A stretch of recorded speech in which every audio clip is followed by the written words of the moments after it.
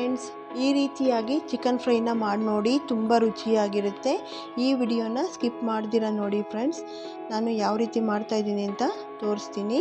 ಒಂದು ಪಾತ್ರೆಗೆ 1.5 table spoon ಆಗೋಷ್ಟು ಎಣ್ಣೆ ಹಾಕ್ಕೊಂಡು 2 ಈರುಳ್ಳಿನ ಸಣ್ಣದಾಗಿ ಕಟ್ ಮಾಡಿ ಇಟ್ಕೊಂಡೆ. ಅದನ್ನು 1-2 ನಿಮಿಷ ಹಸಿ ವಾಸನೆ ಹೋಗೋವರೆಗೂ ನಾವು ಫ್ರೈ ಮಾಡ್ಕೋಬೇಕು. ಈರುಳ್ಳಿ ಸ್ವಲ್ಪ ಕಲರ್ ಚೇಂಜ್ ಆಗೋವರೆಗೂ ಫ್ರೈ ಆದಮೇಲೆ ನಾನು ಒಂದು ಟೊಮೊಟೊ ತಗೊಂಡಿದ್ದೀನಿ. ಟೊಮೊಟೊ ತಗೊಂಡು ಅದನ್ನು ಹಾಕ್ಕೊಂಡು ಅದನ್ನ ಮೆತ್ತಗಾಗೋವರೆಗೂ ನಾವು ಈರುಳ್ಳಿ ಜೊತೆನೇ ಫ್ರೈ ಮಾಡ್ಕೋಬೇಕಾಗುತ್ತೆ. ಈಗ ಈರುಳ್ಳಿನೂ ಸ್ವಲ್ಪ ಬೇಯುತ್ತಲ್ವ, ಆಗ ನೋಡಿ, ಈಗ ನಾನು 3 ಟೀ ಸ್ಪೂನ್ ಆಗೋಷ್ಟು ಶುಂಠಿ ಬೆಳ್ಳುಳ್ಳಿ ಪೇಸ್ಟ್ನ ಹಾಕ್ಕೊಳ್ತಾ ಇದ್ದೀನಿ. ಇನ್ನೂ ಸ್ವಲ್ಪ ಹಾಕ್ಕೊಳ್ತೀನಿ. ನಾವು ಶುಂಠಿ ಬೆಳ್ಳುಳ್ಳಿ ಪೇಸ್ಟ್ ಹಾಕಿದಷ್ಟು ತುಂಬ ರುಚಿಯಾಗಿರುತ್ತೆ. ಹಸಿ ವಾಸನೆ ಹೋಗೋವರೆಗೂ ನಾವು 2 ನಿಮಿಷ ಎಣ್ಣೆಯಲ್ಲೇ ಫ್ರೈ ಮಾಡ್ಕೋಬೇಕು. ಒಂದು 10-15 ಕರಿಬೇವನ್ನ ಹಾಕ್ಕೊಂಡಿದ್ದೀನಿ. ನಾವು ಕರಿಬೇವು ಅದೆಲ್ಲ ಹಾಕೋದ್ರಿಂದ ಆರೋಗ್ಯಕ್ಕೂ ಒಳ್ಳೆಯದು, ತುಂಬ ರುಚಿಯಾಗಿರುತ್ತೆ ಮತ್ತು ಡೈಜೆಷನ್ನು ಚೆನ್ನಾಗಾಗುತ್ತೆ. ಈಗ ನಾನು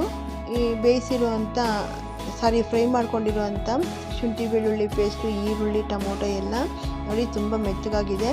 ಇದನ್ನು ನಾನು ತಣ್ಣಗಾಗೋದಕ್ಕೆ ಬಿಡಬೇಕಾಗುತ್ತೆ. ಈಗ ನಾನು ಅಷ್ಟೊತ್ತಿಗೆ ಮಿಕ್ಸಿ ಜಾರ್ಗೆ 1 ಹಿಡಿಯಾಗೋಷ್ಟು ಕೊತ್ತಂಬರಿ ಸೊಪ್ಪು, 1 ಹಿಡಿಯಾಗೋಷ್ಟು ಪುದೀನ ಹಾಕ್ಕೊಂಡಿದ್ದೀನಿ. ಈಗ ನಾನು ಫ್ರೈ ಮಾಡಿ ಇಟ್ಕೊಂಡಿರೋಂಥ ಟೊಮೊಟೊ ಮತ್ತು ಈರುಳ್ಳಿನ ಹಾಕ್ಕೊಳ್ತಾ ಇದ್ದೀನಿ. ಇದು ಎಲ್ಲ ಹಾಕ್ಕೊಂಡಾದ್ಮೇಲೆ ಇವಾಗ ನಾನು ಧನಿಯಾ ಪುಡಿ, ಮನೆಯಲ್ಲೇ ಮಾಡಿರೋಂಥ ಧನಿಯಾ ಪುಡಿ, ಅದರಲ್ಲಿ ಚಕ್ಕೆ ಲವಂಗ ಎಲ್ಲ ಹಾಕಿಟ್ಟಿದ್ದೀನಿ. ಅದನ್ನ 3 ಟೀ ಸ್ಪೂನ್ ಆಗೋಷ್ಟು ಹಾಕ್ಕೊಳ್ತಾ ಇದ್ದೀನಿ.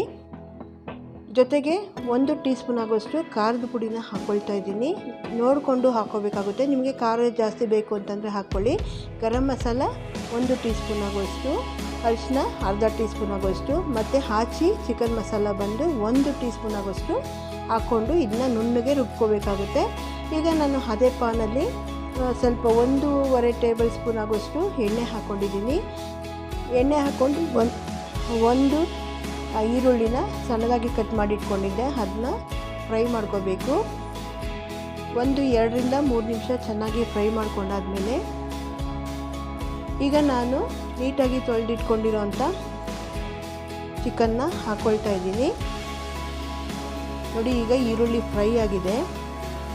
ನಾನು ತೊಳೆದಿಟ್ಕೊಂಡಿರೋಂಥ ಚಿಕನ್ನ ಹಾಕ್ಕೊಳ್ತಾ ಇದ್ದೀನಿ. ಹಾಕ್ಕೊಂಡು ಇದನ್ನು ಅಷ್ಟೇ ಹಸಿ ವಾಸನೆ ಹೋಗೋವರೆಗೂ 10 ನಿಮಿಷನೇ ಫ್ರೈ ಮಾಡ್ಕೋಬೇಕಾಗುತ್ತೆ ಈರುಳ್ಳಿ ಜೊತೆ.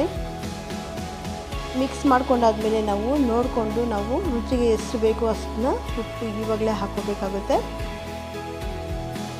ಈಗ ನಾನು 10 ನಿಮಿಷ ಇದನ್ನು ಚೆನ್ನಾಗಿ ಮಿಕ್ಸ್ ಮಾಡಿಕೊಂಡು ಫ್ರೈ ಮಾಡ್ಕೊಳ್ತಾ ಇದ್ದೀನಿ. ಹಸಿ ವಾಸನೆ ಹೋಗಬೇಕು ಅಂತಂದರೆ ಇದೆಲ್ಲ ನೀರಂಶ ಬಿಟ್ಟರೆ ಮಾತ್ರ ನಮಗೆ ಹಸಿ ವಾಸನೆ ಹೋದಂಗೆ, ಇಲ್ಲಾಂದರೆ ಇದಾಗುತ್ತೆ. ನಾನು ಒಂದು ಪ್ಲೇಟ್ನ ಮುಚ್ಚಿ 10 ನಿಮಿಷ ಬೇಯಿಸಿಟ್ಟಿದ್ದೀನಿ. ನೋಡಿ, ಈಗ ನೀರೆಲ್ಲ ಬಿಟ್ಟಿದೆ. ಈಗ 2-3 ನಿಮಿಷ ಈ ಥರ ಚೆನ್ನಾಗಿ ಕಲಿಸ್ಕೋಬೇಕು. ಉಪ್ಪು ಎಲ್ಲನೂ ಹಿಡಿಬೇಕಲ್ವ ಚಿಕನ್ಗೆ, ಅದಕ್ಕೋಸ್ಕರ ಚೆನ್ನಾಗಿ ಮಿಕ್ಸ್ ಆದಮೇಲೆ ನಾವು ಈಗ ನೋಡಿ ಈ ಥರ ಎಲ್ಲ ನೀರು ಬಿಟ್ಟಾದಮೇಲೆ ನಾನು ರುಬ್ಬಿಟ್ಕೊಂಡಿರೋಂಥ ಮಸಾಲೆನ ಹಾಕ್ಕೊಳ್ತಾ ಇದ್ದೀನಿ. ನೋಡಿ, ಇಷ್ಟು ಗಟ್ಟಿಯಾಗಿ ರುಬ್ಕೊಂಡಿದ್ದೆ, ಅದನ್ನ ಹಾಕ್ಕೊಂಡಿದ್ದೀನಿ. ಹಾಕ್ಕೊಂಡು ನಮಗೆ 1 ಗ್ಲಾಸ್ ಆಗೋಷ್ಟು, 1-1.5 ಗ್ಲಾಸ್ ಆಗೋಷ್ಟು ನಾವು ನೀರು ಹಾಕ್ಕೋಬೇಕು. ಜಾರ್ಗೆ ಹಾಕ್ಕೊಂಡು ಚೆನ್ನಾಗಿ ಮಿಕ್ಸ್ ಮಾಡ್ಕೋಬೇಕು. ನೋಡಿ, ಇಷ್ಟು ಸಾಕಾಗುತ್ತೆ. ಚೆನ್ನಾಗಿ ಮಿಕ್ಸ್ ಆಗಿ ಆದಮೇಲೆ ನಾವು ಇದನ್ನ ಒಂದು 10-15 ನಿಮಿಷ ಚೆನ್ನಾಗಿ ಕುದಿಸ್ಬೇಕು. ಮೊದಲೇ ಉಪ್ಪು ಹಾಕಿ ನಾವು ಅರ್ಧ ಕುದಿಸಿದ್ವಲ್ಲ, ಈಗ ಮಸಾಲೆ ಹಾಕಿ ಒಂದು 10-15 ನಿಮಿಷ ಚೆನ್ನಾಗಿ ಕುದಿಸ್ಕೋಬೇಕಾಗುತ್ತೆ. ಇದು ನೀರೆಲ್ಲ ಡ್ರೈ ಆಗಬೇಕು. ನಾನು ಮೀಡಿಯಮ್ಮೇ ಫ್ಲೇಮಲ್ಲಿಂದ ಬೇಯಿಸ್ತಾ ಇರೋದ್ರಿಂದ ನೋಡಿ ಈ ಥರ ಸ್ವಲ್ಪ ಗಟ್ಟಿ ಆಗ್ತಿದೆ. ಚೆನ್ನಾಗಿ ಮಿಕ್ಸ್ ಆದಮೇಲೆ ನಾವು ಇದನ್ನ ಒಂದು ಪ್ಲೇಟ್ ಮುಚ್ಚಿ ನಾವು ಒಂದು 15 ನಿಮಿಷ ಚೆನ್ನಾಗಿ ಬೇಯಿಸ್ಕೋಬೇಕಾಗುತ್ತೆ. ಇದನ್ನು ಬೇಯಿಸ್ಕೊಂಡಾದ್ಮೇಲೆ ನಾವು ಇದನ್ನು ಗಟ್ಟಿ ಆಗೋದಕ್ಕೆ ಬಿಡಬೇಕು. ನೋಡಿ, ಈ ಥರ ಎಲ್ಲ ನೋಡಿ ಚೆನ್ನಾಗಿ ಡ್ರೈ ಆಗ್ತಿದೆ.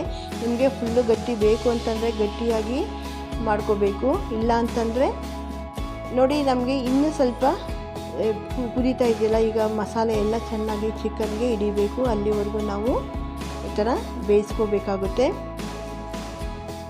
ಪೆಪ್ಪರ್ ಪೌಡ್ರ್ ಬೇಕಾದರೂ ಹಾಕೋಬೋದು.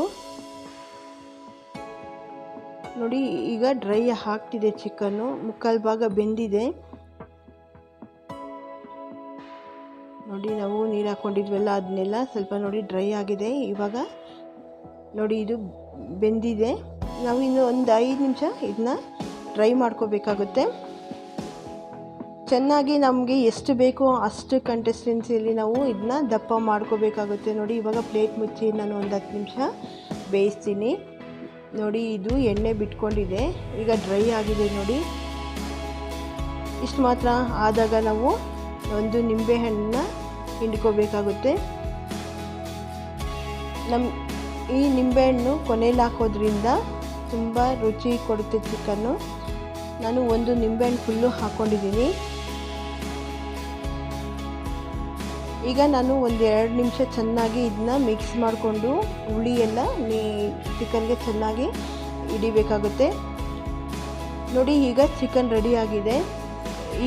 ಇದು ಈ ಥರ ಗ್ರೇವಿ ಇದ್ದರೆ ನಮಗೆ ಮುದ್ದೆಗಾಗಲಿ ಅಥವಾ ಚಪಾತಿಗಾಗಲಿ ಅನ್ನಕ್ಕಾಗಲಿ ಚೆನ್ನಾಗಿರುತ್ತೆ. ಇನ್ನೂ ಬೇಕಾದರೆ ಸ್ವಲ್ಪ ಗಟ್ಟಿ ಬೇಕಾದರೆ ಮಾಡ್ಕೋಬೋದು. ಈಗ ನೋಡಿ ಆಗಿರುವಂಥ ಚಿಕನ್ನ ನಾನು ಸರ್ವ್ ಮಾಡ್ಕೊಳ್ತಾ ಇದ್ದೀನಿ ಒಂದು ಬೌಲ್ಗೆ.